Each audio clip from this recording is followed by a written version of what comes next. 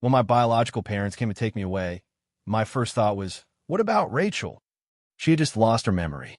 She'd forgotten everything and everyone except me. I was planning to take her with me, but then I accidentally overheard her talking to someone on the phone. Amnesia? I'm faking it. I pissed off the wrong people. I don't want my boyfriend getting targeted along with me. Ethan doesn't matter. If he gets bullied, it doesn't break my heart. Hearing this, I let out a long sigh of relief. That's good. Tomorrow, when I erase the identity of Ethan, she won't be sad. I had come home early wanting to surprise Rachel. That's when I heard the conversation. Amnesia? Of course it's fake. Her bedroom door wasn't fully closed. Her voice drifted out, arrogant and casual. I offended someone recently. They said they'd get revenge on me and wouldn't spare my man either. Mason and I have been too close lately. Those people are already watching him. I had no choice. I had to find a body double for him. Mason's full name is Mason Archer. He's Rachel's childhood sweetheart. On the other end of the line, her friend asked, "But will this method work?" It works. Those guys really think Ethan is my boyfriend now. You're ruthless. Ethan has loved you for so many years. You don't get it, Rachel interrupted. Mason is so scared he can barely sleep. It hurts me to see him like that. That's the only reason I'm doing this. Otherwise, do you think I'd want to be apart from Mason? What about Ethan? You don't feel a little bad? He doesn't matter, Rachel answered without a second thought. He isn't Mason. I don't care if he gets hurt. I stood there blankly at the door. I felt a little lost. I didn't know Rachel and Mason were together. If I had known, I would have kept my distance. It was no secret that I liked Rachel, but I also knew there was no chance for us. I grew up poor, while Rachel came from a prestigious family. There was a massive gap between us.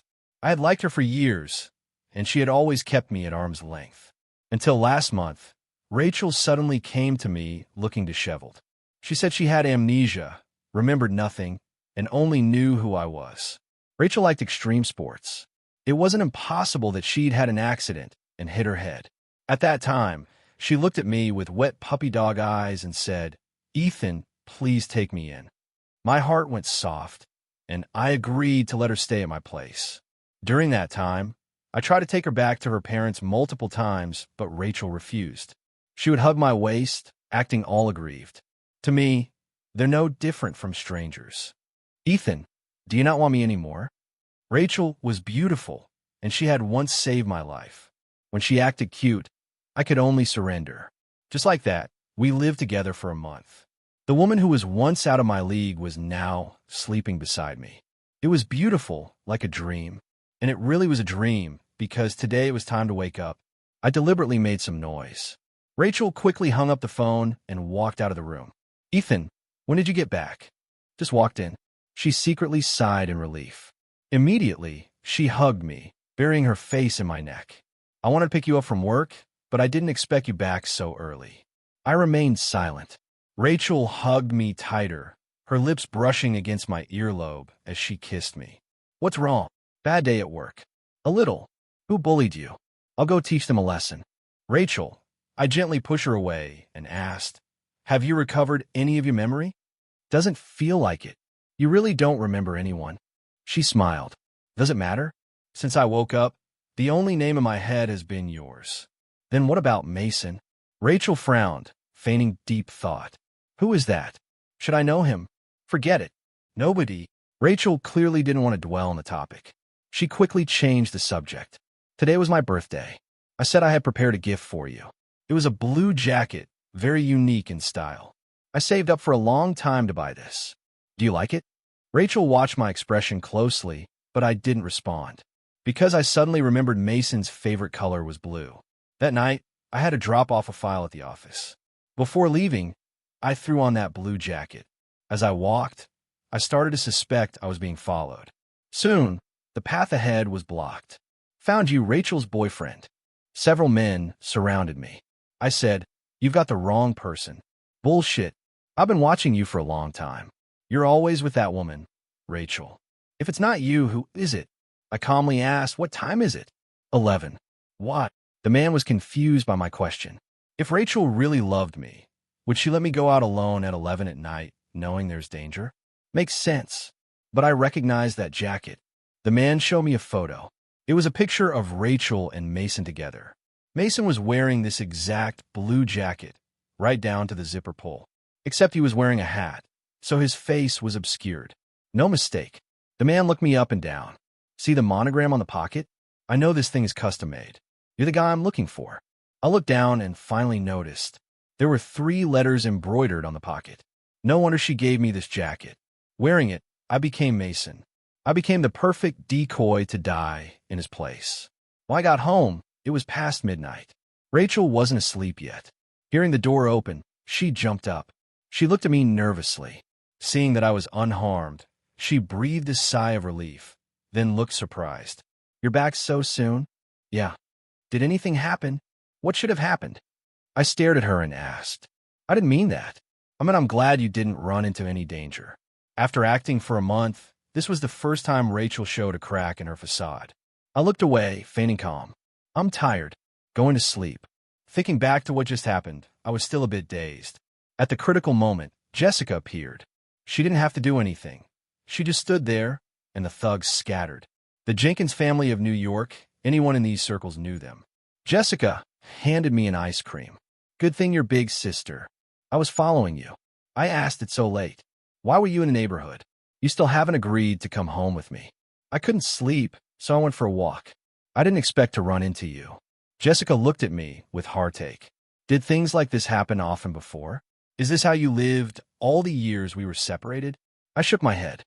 No, don't worry. Actually, I still couldn't quite believe it. Jessica Jenkins was my biological sister. The Jenkins family had lost a baby boy years ago, and it turned out to be me. They had been searching for years. The day the DNA results came back, Jessica brought Mom and Dad, canceled all their work, and made a special trip to pick me up. I just hadn't agreed immediately. New York, the city of wealth and power, felt too far away from me. Plus, if I left, what would happen to Rachel?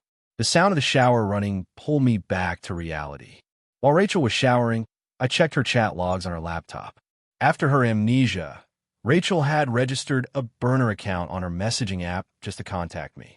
She claimed she had forgotten her original passwords. But on her laptop, her main account was logged in. The pinned conversation was with Mason. Rachel, is everything okay over there? Mason asked.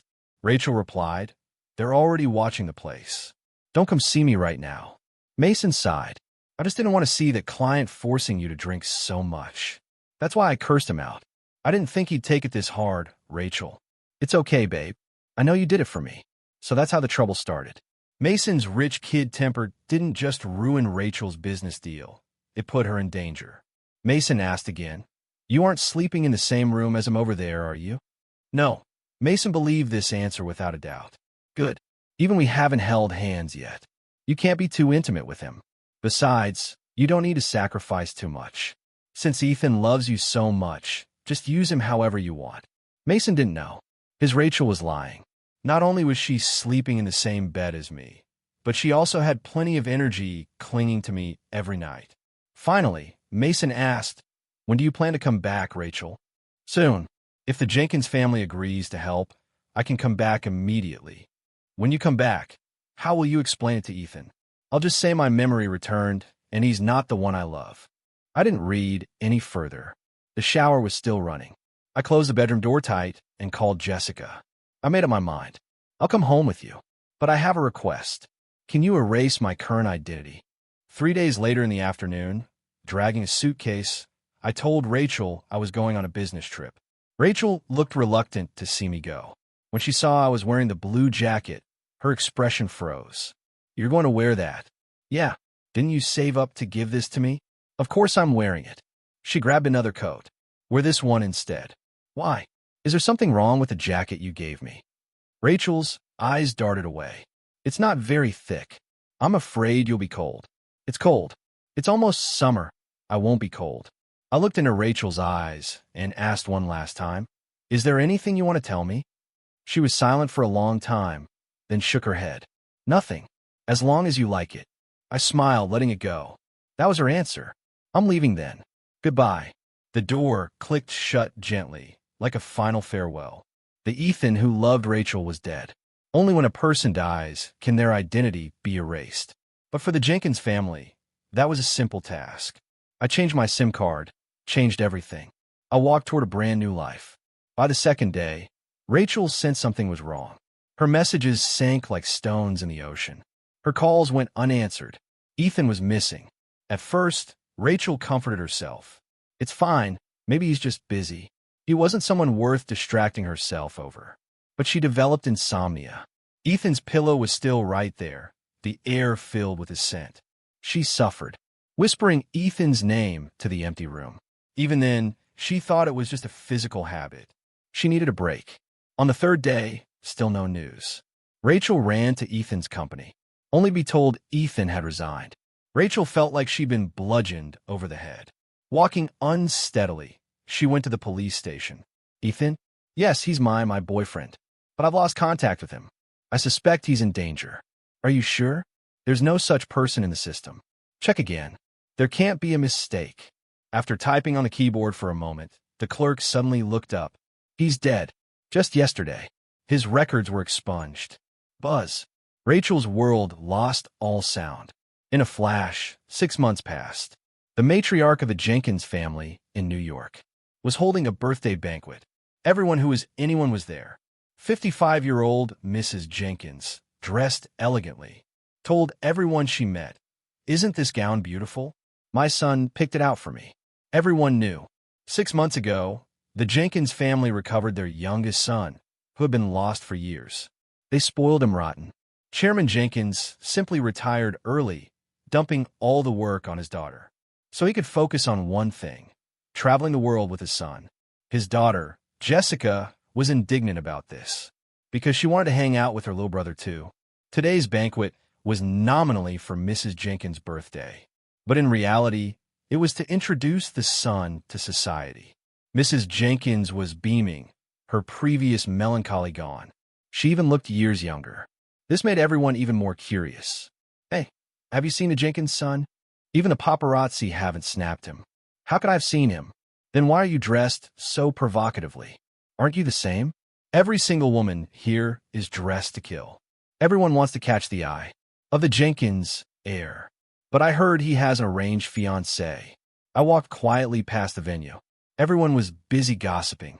No one noticed me slipping into the Jenkins family's private lounge. I was bringing Jessica a dress. Just a moment ago, a male guest had accidentally knocked over a wine glass, staining her suit. "Jessica," said Brandon, "go out in a bit and smooth things over with that guest." He seemed really guilty. We're the hosts. No need to be harsh over a small accident. I agreed. Leaving the lounge, I went to find the guest who spilled the wine. Sure enough, there was a guy looking annoyed. A woman with him was comforting him. Their silhouettes looked familiar. Before I could react, the woman turned around. "Ethan." Rachel shot up, looking at me in disbelief. It was Rachel and Mason. I didn't expect to meet them here. It seemed they had settled the issue with the offended client. I calmed down quickly. Honestly, in the last 6 months, I had almost forgotten Rachel. My parents doted on me. To make up for lost time, they took me around the world. I thought it would take a long time to walk out of the shadow Rachel cast on me. But the world is too big. I didn't have time to think of her. "Ethan, it really is you. Thank God. You're alive." Rachel, on the other hand, wasn't so calm. She ran up to me. Suddenly, her eyes turned red. "This is great. You're really still here. I'm not dreaming. Looks like your memory is back." Rachel froze. She almost forgot she was supposed to be faking amnesia. "It's back," she answered guiltily. I turned to look at Mason. He was the one who spilled the wine about staining the dress. But before I could finish, Mason interrupted me. "Ethan, who do you think you are, daring to crash this place?" "Crash?" I was a little surprised. "What else?" He looked me up and down. "With your status and background, there's no way the Jenkins family invited you." After saying that, he arrogantly held out his hand. "Let me see your invitation." Of course, I couldn't produce an invitation. Mason put on an "I knew it" expression and said loudly, "Aren't you afraid of being thrown out?" I fell silent, mostly because I couldn't process the stupidity. Did he know what he was saying? Mason hooked his arm through Rachel's. "I told you, right? He definitely faked his death just to make you pity him. Look, he couldn't hold back anymore. He even followed us here." Rachel ignored him, just staring at me in a daze. Mason had to turn his spear back to me. Ethan, do you know where you are? Everyone here is a business tycoon. How did you sneak in? I said coldly. I walked in on my 2 feet. You've got some nerve. Mason was even more convinced of his guess. I advise you to leave immediately, or don't blame me for calling security to remove you. Go ahead. I held back only because of Jessica's instructions. Guests are guests. As hosts, we have to be gracious, even if the guest is brain damaged. I couldn't be bothered to waste breath on them and turned to leave. Rachel blocked my path. Ethan, where are you going? Come back with me later. I shook off her hand. I'm not Ethan anymore. Then who are you? I'm the youngest son of the Jenkins family, Brandon Jenkins. At that, Mason burst out laughing. You? You don't even draft your lies first. Ethan, oh Ethan, 6 months, no see, and you've become so vain. You wouldn't believe me no matter what. Forget it. I was too tired to explain, so A while later, the banquet began. Everyone gathered in the main hall. Mrs. Jenkins was about to go on stage to give a speech when Mason suddenly raised his hand high. Wait a minute. I'm reporting someone. There's an intruder here who wasn't invited. The crowd went into an uproar. Who? Who has the guts? Mason pointed at me. Him. Everyone's gaze instantly focused on me. The expressions on the Jenkins family members were priceless. Do you have any proof? Mason said firmly. Because I know him. His name is Ethan, my college classmate. His parents died when he was young, his relatives ignored him, and he couldn't even afford food. He relied on financial aid for college. How could someone like that appear at this banquet? He wasn't wrong. After I was abducted, the couple who bought me seemed to suffer divine retribution and died in a car crash not long after. None of the relatives wanted a burden like me. I grew up eating scraps from neighbors. Sometimes, when there were no scraps, I had to dig through trash cans. But that watch on his wrist is worth a fortune. Someone sharp-eyed raised a question. That's the point. Mason shouted indignantly. I just saw him coming out of the private lounge. He stole that watch. Whispers erupted everywhere. People started checking their belongings. Mason added helpfully, Don't worry, everyone. I've already called the police. Enough. Jessica finally couldn't take it anymore and shouted in anger. The thief you're talking about is my biological brother. Mason froze instantly, but Jessica's rage hadn't subsided. I bought him that watch. Is there a problem with him wearing it? He is a Jenkins. He can enter and exit any lounge he pleases. Do I need to explain that? And no, impossible. Mason's face turned pale as he looked toward today's birthday girl, Mrs. Jenkins. Mrs. Jenkins, eyes red, asked me, Is what he said true? You couldn't even get enough to eat before? My poor son, it's all Mom's fault for not finding you sooner. Dad walked out at this moment, too. Perfect timing. Let me introduce everyone. This is my son, Brandon Jenkins. Please look after him in the future. Mason looked like he'd been struck by lightning. Equally shocked was Rachel. I don't care what your motive is for slandering my brother, but this venue does not welcome you. Please leave. Jessica's face was dark enough to kill. Mason panicked. I'm sorry. It's a misunderstanding. I'll call the police and tell them not to come. Don't. The police are actually needed. I pointed to the security camera and spoke. You slandered me in public with solid evidence. I'm pressing charges too. Mason slumped to the floor. Jessica found him too much of an eyesore and had security throw him out to wait for the police outside. Mason could only turn to Rachel for help. Help me. You have a partnership with the Jenkins family. Put in a good word for me. Jessica turned her head and looked coldly at Rachel. Are you with him? Rachel snapped out of her trance and took a step to the side. No, I don't know him. After such a huge farce, it was The birthday banquet concluded amidst a lively atmosphere. That night back home, Mom kept crying over me. My sweet son, you really suffered. Why didn't you tell Mom earlier? I smiled. It's all in the past. I didn't want to see you sad. Mom wailed and cried even harder. It took forever to calm her down. I want to find my sister, Jessica. Jessica is 5 years older than me. When I was lost at 3, my impression of her wasn't deep. Plus, she was busy with work, and we didn't meet often. So until now, she was the person I was least familiar with in this house. I couldn't even bring myself to call her sis easily. I poked my head in. Are you busy? Jessica put down the file in her hand. Brandon, come in. Outsiders said this heir to the Jenkins empire was born for this circle. Cold heart, hard tactics, even tougher than Dad was back in the day. But when she spoke to me, she was always gentle. What do you need, Brandon? Is our family partnering with Rachel? To be precise, we're still negotiating. That woman, Rachel, has some talent. She's considered a rising star in the startup world recently. I'm considering investing in her. Is there no alternative? I asked carefully. You mean you don't want me to invest in her? I waved my hands hurriedly. That's not what I mean. You manage the company, so you have to think about profit. I won't interfere with your decisions. Jessica took off her glasses and looked at me solemnly. But Brandon, we're family. Family should protect each other. She was right. Growing up, I was used to compromising just to survive. I didn't dare express my thoughts for fear of being disliked and losing my next meal. But now I had a home. I gathered my courage and said, Sis, don't invest in her. Jessica paused. What did you call me? Sis. Okay. Her hands shook slightly with excitement. If Brandon says no investment, then absolutely no investment. Stopping Jessica from investing in Rachel wasn't just a personal grudge. It was because I felt Rachel was unreliable. Especially after today, I asked around later. After I erased my identity, Rachel took a huge hit. She was mentally out of it for a while. She broke up with Mason and was depressed. But Mason stayed by her side. Mason hated me, which I actually understood. But Rachel, disregarding their past history, pretended not to know him the moment he was in trouble.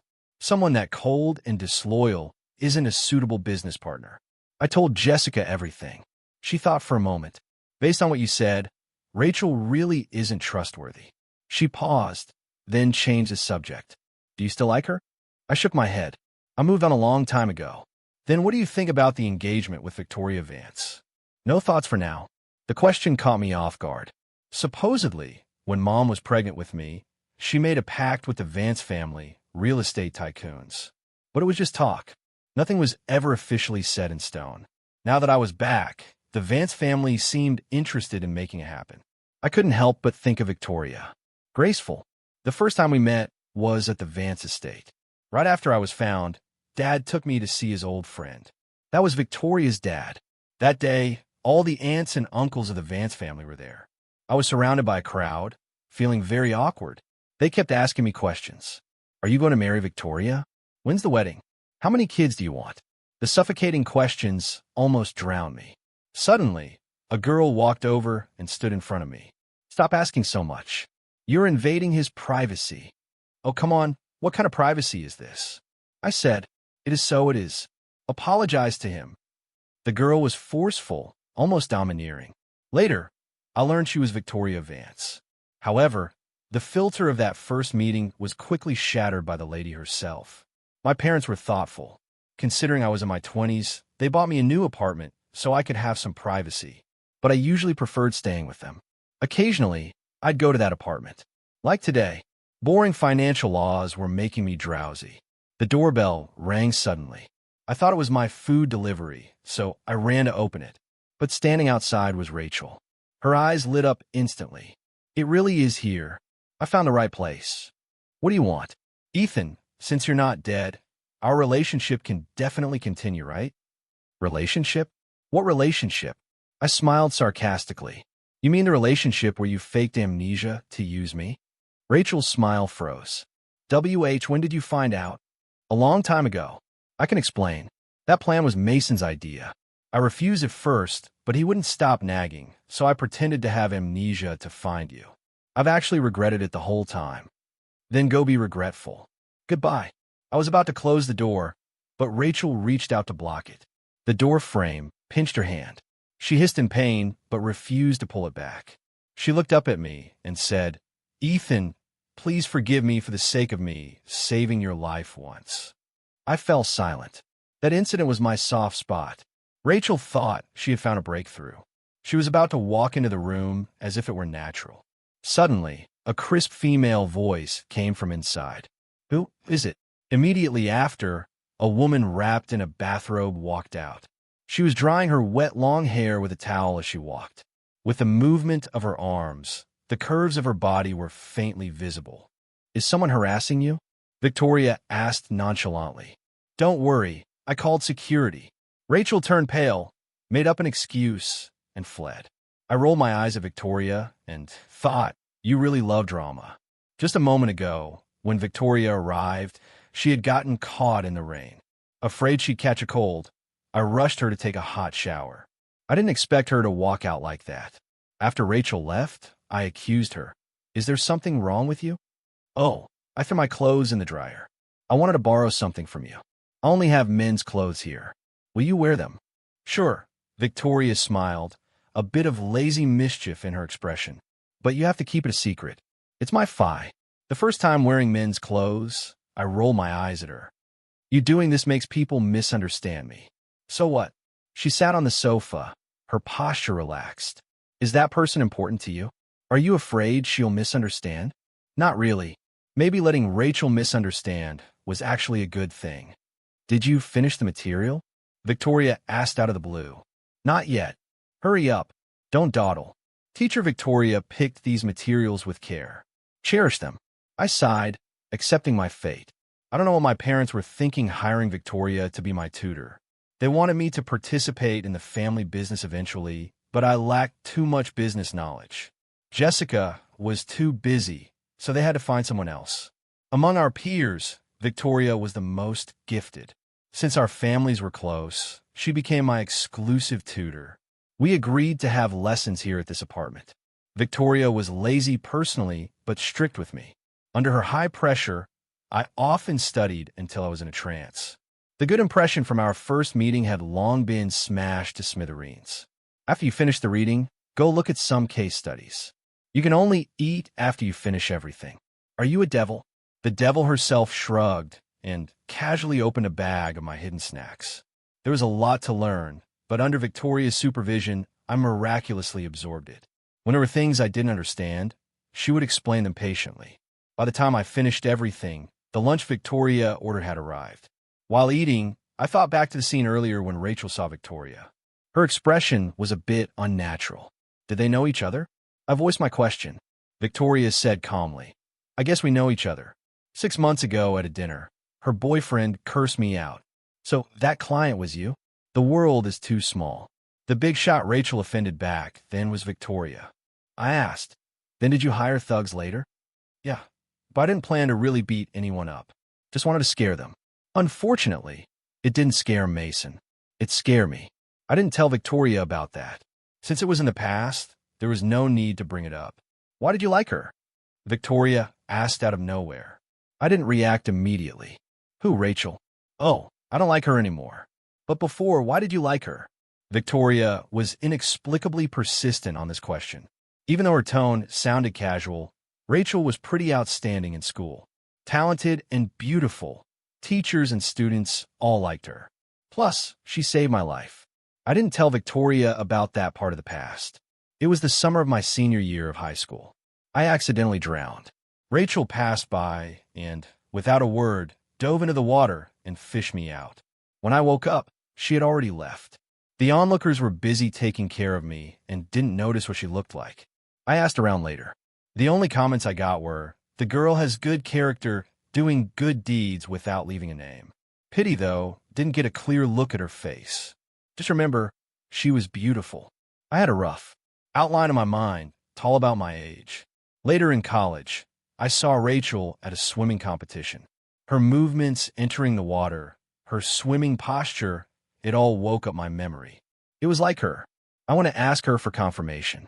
Rachel froze for a second, then nodded. Yeah, it was me. That was how Rachel and I first met. Except now, these events had become leverage for Rachel to blackmail me emotionally. I felt annoyed.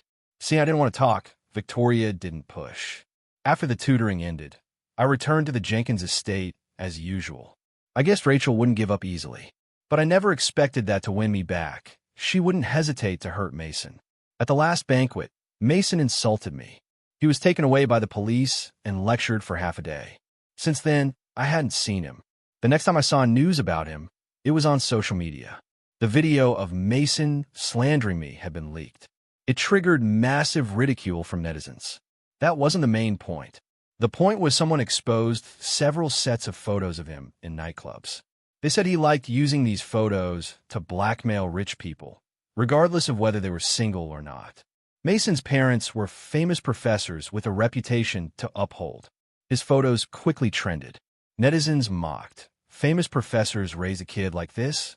So much for a scholarly family. I watched the discussions, feeling no joy. Who did this? Soon, I had the answer.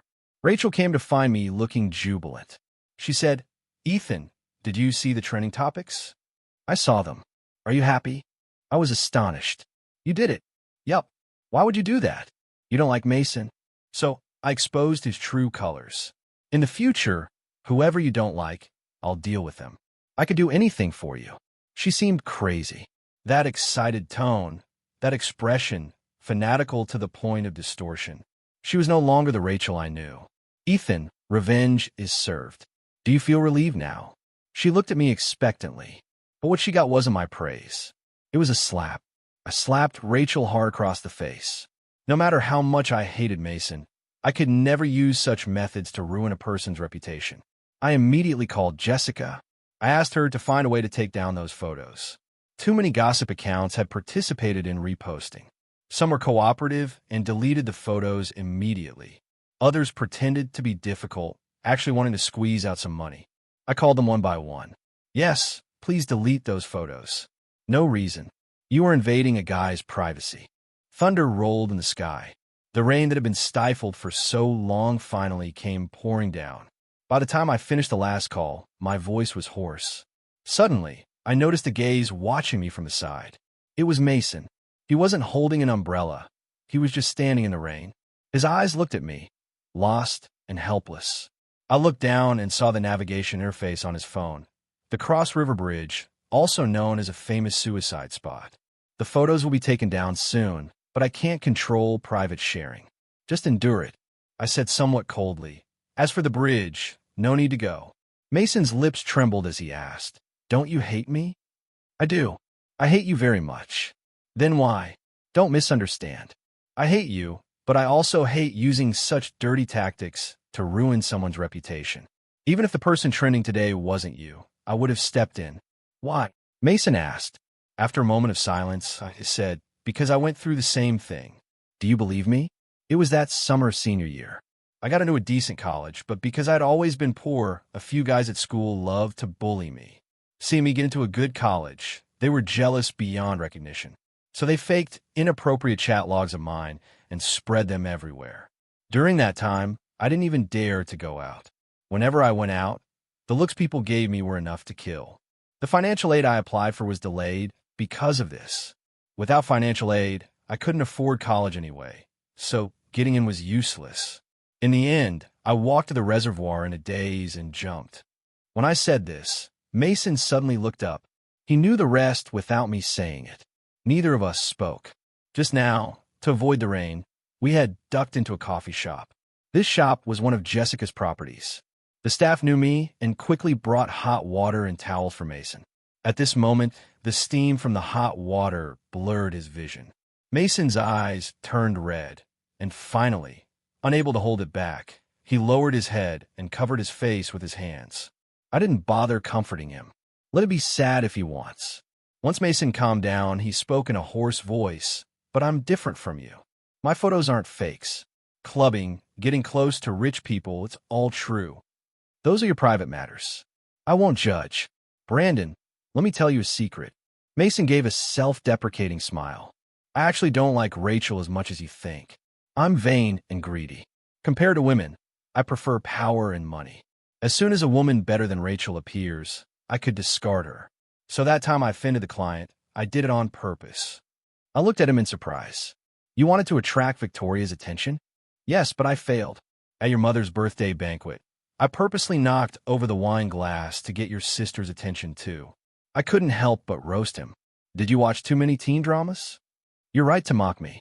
I know how stupid I am now." Mason lowered his head. Even the hot water couldn't bring color back to his face. "I know Rachel is a refined egoist at her core. I dated her while looking for a better option. I just stayed with her all these years because I couldn't find anyone else. As for going against you, it was only because you made my backup plan, Rachel, unstable. So that was it. But Mason changed the subject. I only sent those photos to Rachel. Your sister Victoria, I never sent them to them. They wouldn't even look at me. How would I have the chance to send photos to get close? Meaning these photos could only have been leaked by Rachel. Yeah, I had an idea. Have you? I thought about suing her before answering my question. Mason said he had a secret to tell me. He showed me a photo. It was of him and Rachel together. The photo didn't look special until I noticed the timestamp in the bottom right corner. August 2nd, 2020. My eyes widened instantly. That's right. This photo was taken on the day you drowned. Mason rubbed the rim of his cup and spoke slowly. Rachel and I, our two families were traveling together in City C. You mean the person who saved me wasn't her at all? She lied. Of course, I'm guilty too. I was an accomplice to that lie. Mason told me that Rachel was obsessed with competing for the State Scholar Award at the time. The day I went to confirm her identity, teachers from the Provincial Bureau happened to be there. Oblivious, I asked her, "Last summer, did you go to the reservoir and save me?" Rachel froze for a second. She knew the opportunity was right in front of her. So she nodded, "Yeah, it was me." The teachers immediately gathered around. Impressive, Rachel. Acts of bravery deserve recognition. I knew it had to be Rachel's excellent character and academics. With her grades being similar to others, Rachel got extra points for this good deed. She successfully won the honor that year. To maintain the lie, Rachel roped Mason in to cover for her. Until today, Mason decided to tell me the truth. I'm sorry. If I had said something sooner. Stop. Don't waste your energy apologizing. I interrupted him. I won't forgive you, but I won't hate you either. And you don't need to thank me for today because I wasn't trying to help you. If it were anyone else, I would have done the same. The scandal involving Mason slowly faded from the public eye. Life was calm for a long stretch. Then, on an ordinary Monday, another bomb dropped on the internet. This time about Rachel. She was suspected of fabricating data to defraud investors. Furthermore, people dug up that she had been forging her history since her student days, faking internship certificates to get scholarships, faking acts of bravery to become a state scholar. As a startup star, Rachel's reputation plummeted. The big shots who were going to invest in her pulled their funds to avoid risk. Rachel also faced huge compensation claims. She quickly realized I was behind the leaks. Rachel came to me, breaking down. "Ethan, you still hate me, don't you? Because I lied to you. You're taking revenge on me like this." I laughed lightly. "Rachel, the reason you lost is that you underestimated me. You thought my brain was only filled with whether you loved me or not." Rachel froze. "What do you mean? My goal was never revenge. It was..." My assistant walked over at that moment. "Mr. Jenkins, the investments are secured. The bosses who pulled out of Rachel's company are all contacting us." Rachel's eyes widened. She couldn't believe it, her lips trembling violently. "You did it for..." "Yes, I want to steal your business." Victoria taught me that corporate warfare draws no blood, but every cut is fatal. Sometimes lying low is more effective than making noise. Strike the enemy fatally when they underestimate you. Did Rachel love me? Who cares? What I wanted was the business she held in her hands. Rachel wanted to fight back, but it was impossible because Mason suddenly decided to sue her. Since that rainy day, Mason and I hadn't contacted each other. Just as I said, I couldn't forgive him, but I couldn't be bothered to hate him. We lived lives that didn't intersect. But I guess he had been silently waiting for my move. The day I struck was the day he filed his lawsuit. Even if Rachel wanted to fight me, she would be too drained by his lawsuit to focus. I knew this was Mason's way of apologizing to me. The business war with Rachel didn't last long before she completely surrendered. I took my results to show off to Victoria. "Teacher Victoria, did I pass this final exam?" "Passed. You can graduate." "Hee, thanks for the guidance." "Teacher, the power of bloodlines is terrifying." "Huh, I'm talking about you," Victoria said lazily. "Without anyone's help, relying entirely on talent in your genes, you took down Rachel." "Scary. Scary is good," I said with a grin.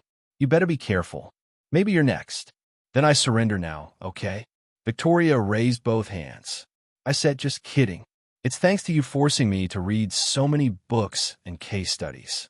By the way, ask for whatever you want as a reward. I want a fancy dinner. No problem. I also want a meal cooked by you personally. Done. You have to pour my first glass of wine yourself. Okay, I want to court you. Sure. Wait, what? I looked at her in shock. Victoria had a smile on her lips, but her eyes were incredibly serious. I know you don't want to be bound by an engagement, and neither do I. But Brandon, after getting to know you this whole time, I really like you. So putting aside family and engagements, I want to court you properly. Since you put it that way, I had to agree. Victoria courted me for 6 months. I thought her performance was excellent, so I made it official. We dated for another 2 years before our family started discussing the wedding. On the day of our engagement, I saw her social media account that she hadn't used in a long time. August 2nd, 2020. She had posted a tweet. This lady saved another person today. I'm awesome, ha ha ha. Pure arrogant high school girl tone. The location tag was that reservoir. My heart almost skipped a beat. I took the tweet to Victoria and asked, was it you who saved me? Oh yeah. She was perfectly calm as if it were a trivial matter. Why didn't you tell me? I remember you already knew about my drowning when I exposed Rachel, Victoria answered. Saving someone is just common decency. I didn't take it to heart and didn't tell anyone. Later, when I found out the person I saved was you, I couldn't say it. Why? I was pursuing you back then. I don't want to guilt trip you with that. That wouldn't be fair to you. I was stunned. I didn't speak for a long time. She was about the same height as Rachel. Both were tall and slender.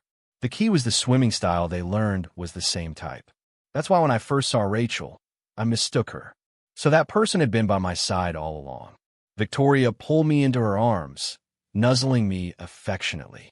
Brandon, promise me one thing. What? Don't be grateful to me. I only want you to love me. Purely love me. She kissed my earlobe lightly, then my cheek, then my lips. Her hot breath landed on my skin. I couldn't help but remember my dark, hopeless 18-year-old self. That figure diving into the water, bringing me the hope of survival. Staying alive really does bring good things. In the end, I never said thank you. Under the moonlight, I leaned close to Victoria's ear. Softly, I said, I love you.